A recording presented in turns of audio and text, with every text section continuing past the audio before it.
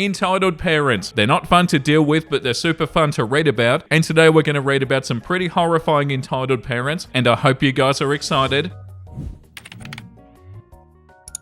Entitled mother snatches my phone out of my hand because I wouldn't let her son play games on it. I did not know they made those in Canada too. For context, I'm a young university student. I have two phones, one which is an old Huawei model that I use for school and work. It is quite slow, but it has all of my authenticator apps for school, years of notes, the email that I use for work, and my work number on it. It runs okay-ish well, but is horrible in terms of processing speed and storage. Yet I'm lazy and I keep putting off transferring all of the data to make my future self's life easier. My second phone, on the other hand, is a newer iPhone 14 Pro Max model, and it has all of my games and friend contacts and social media. This occurred back when classes were still in session, but reading all of these stories jotted my memory, and now I finally have time to share it too. Everything is still so vividly detailed in my head that I basically can't get it out, since everything was so absurd. Anyway, onto the story. Onto the bus I go, a normal ride for me which I take every day. I take two connections, one of which is an express bus from the university to a SkyTrain station, and the second from the SkyTrain station to home. The second bus is where I encounter this entitled parent. I sit down on the back of the bus where I always sit, and a woman who's on her phone and talking very loud gets on the bus with a noisy kid who's screaming and crying and throwing a hissy fit for God knows why. I sigh, realize it's going to be one of those rides, and I try to ignore the commotion. Little did I know the little one has climbed up next to my seat and is staring at my screen, while her mother is nearly 5 seats away still in a heated conversation about God knows what. Out of nowhere I hear, "Do you have games on your phone?" I spin around and there he is. This little kid, perhaps 7 or 8, is gazing deep into my soul, on his knees on the seat, inches away from my face. I lean well because, well, I don't function well with people up in my face, and this kid leans even closer. Foolishly, I reply,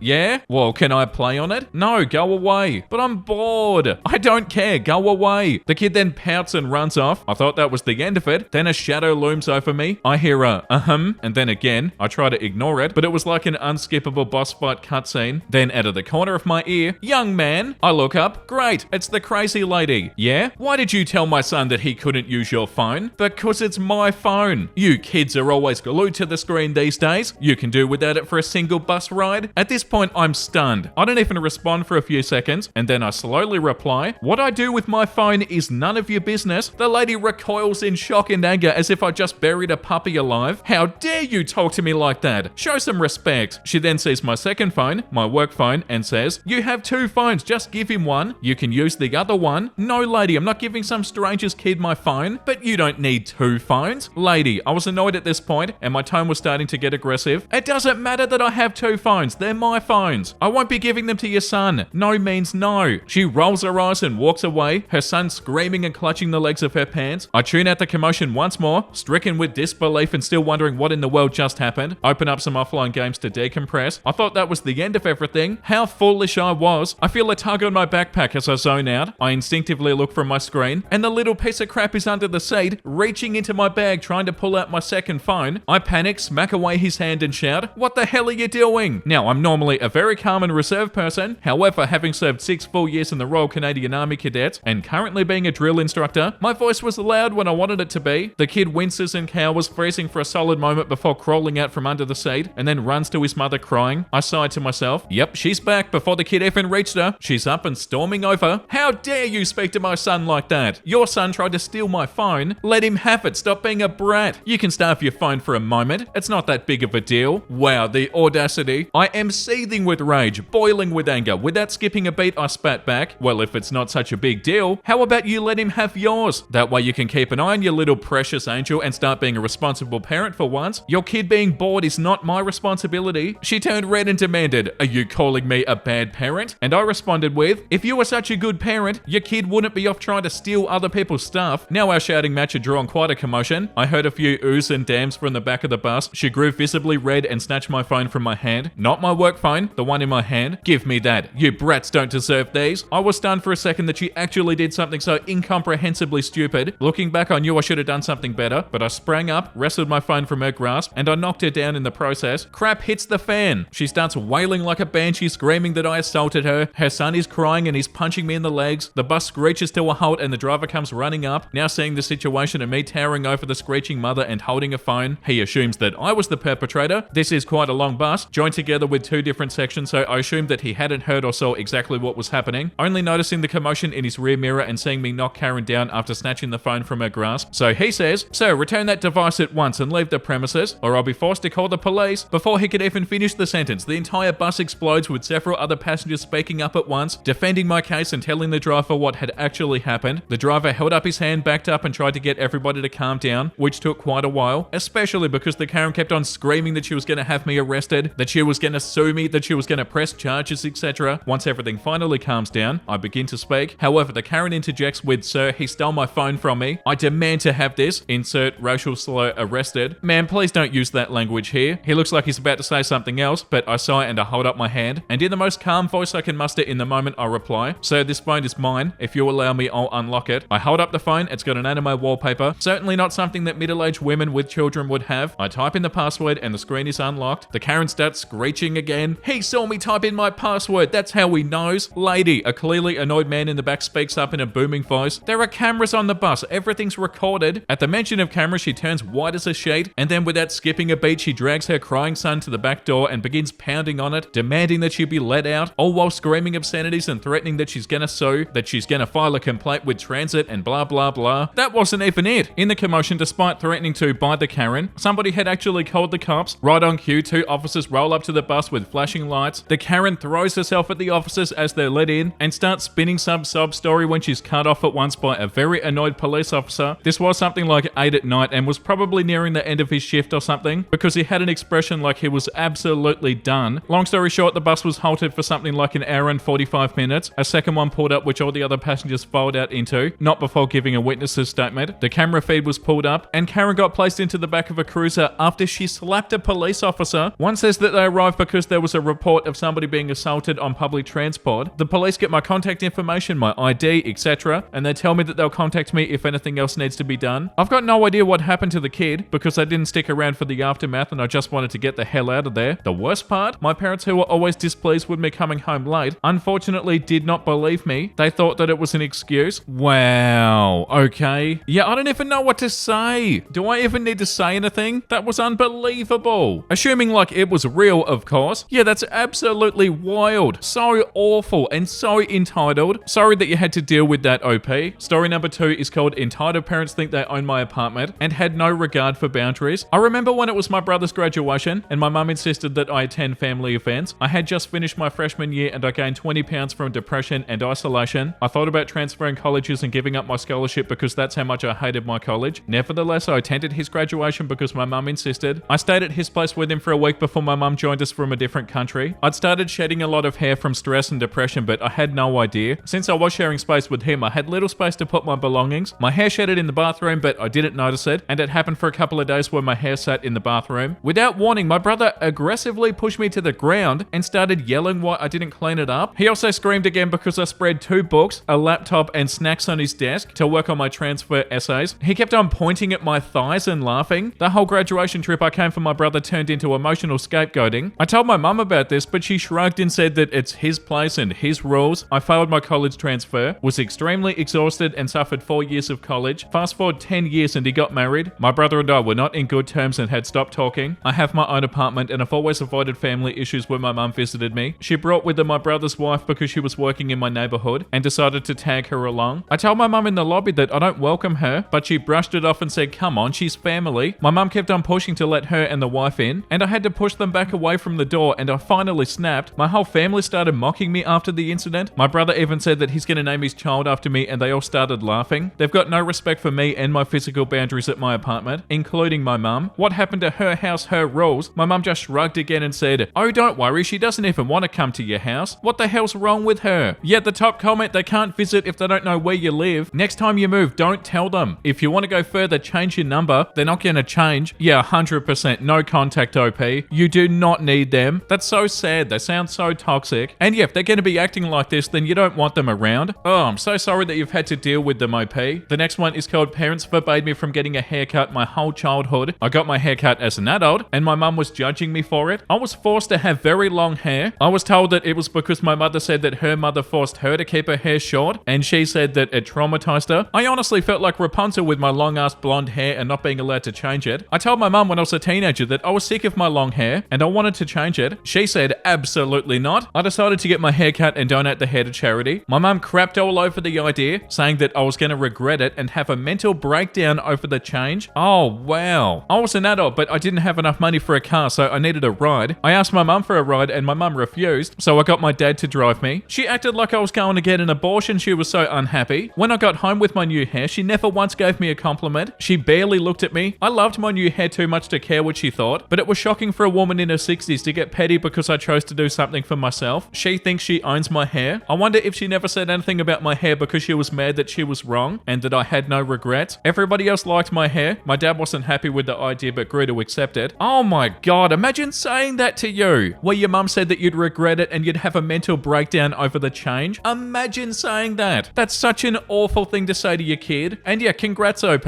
You did change your hair because you wanted to, and you love it, and that's all that matters. The top comment says your mum was so traumatized by the denial of her bodily autonomy as a child that she decided to deny your bodily autonomy. Sounds logical. And like this comment says, so forced hairstyle traumatized your mother, so she forced a different hairstyle onto you. The trauma isn't from the style, but the force and the lack of choice. My mother forced short hair on me until I won the argument at about 10 or 11 years old. Maybe you can get her to realize the real root of her trauma. My kid can have whatever haircut she wants, which once included long on one side and buzzed on the other, based on a video game character that she liked, and it looked really good on her. Yeah, the hypocrisy is wild, but yeah, you're 100% doing the right thing, OP. Once again, I'm sorry that you've had to deal with that. I forgot how sad some of these stories can be. The next one is called So Apparently It's My Fault That You Go to Dunkin' Every Day. This was on the child-free subreddit, but somebody said you guys would enjoy it too. First, let me say that I'm honored that I have this much power in my co-worker's life. I had no idea, and apparently I'm using this power for evil instead of good. Story time. Co-worker is extremely behind on bills because her college-age daughter uses her credit card, and she racked up thousands in food-related charges in under one semester, over $5,000. Co-worker still gave her the card the next semester because she couldn't have the daughter walk to the dining hall and have food that she didn't like, but was the food that she already paid for, and didn't want to cook in the kitchen even though she paid for a weekly grocery delivery from the grocery store. But you know, I'm not a parent, so maybe I don't understand. Anyway, co-worker is trying to save money. I grab coffee daily from the lunchroom. Basically, it's hot water that I add my own stuff to, coffee and creamer. Well, herein lies the problem. Co-worker keeps on forgetting to buy the coffee that she needs. I'm not sharing my expensive coffee with her. I draw the line. By forget, I mean that she runs to the grocery store almost daily because she needs cereal the day that they run out of the one that they like, instead of eating the other one in the house. Again, not a mother, so maybe this is normal, but if I tried that with my mother, I would not have eaten cereal. So instead of Amazoning like a normal human being, she needs to grab Dunkin' every morning. Now, to the part where I'm costing her money, we have free coffee downstairs and free cream, but again, it's downstairs. This co-worker walks by it every single morning. When she does remember to bring coffee, she forgets to grab the cream, and then messages me saying that she's too tired and doesn't know what she's gonna do. The thing is, I have cream at my desk. The cream is not the same as downstairs. You see guys, I buy my cream in flavors in the single serve variety, in larger quantities because I'm horrible at remembering to buy it, so I stock up. Theoretically, I have extra. The guilting text came daily for weeks, but never outright asking. I always say, hey, just grab some downstairs. She told me that because she doesn't have cream, she now just stops at Dunkin' every morning. So because I won't share my $50 worth of cream, she's now telling me that she goes to Dunkin', which she can't afford. I can see where the daughter gets it from. I figured you guys needed a laugh. Wow, that's so funny. Yeah, like this comment says, it's also your fault that I gained 25 pounds last year from eating ice cream for every single meal while job hunting from home. Global warming is also your fault, and the extinction of the dinosaurs and mosquitoes, totally your fault. Oh yeah, it's definitely your fault, OP, that she's doing something that she can't afford. 100%. But as funny as that is, that's so concerning. And on that note, that's enough for today. Also, I can't really find anything else to read, so let's read something wholesome. My neighbor's dog keeps poking his head through the hole in my fence, so today I finally fixed it. That is so cute.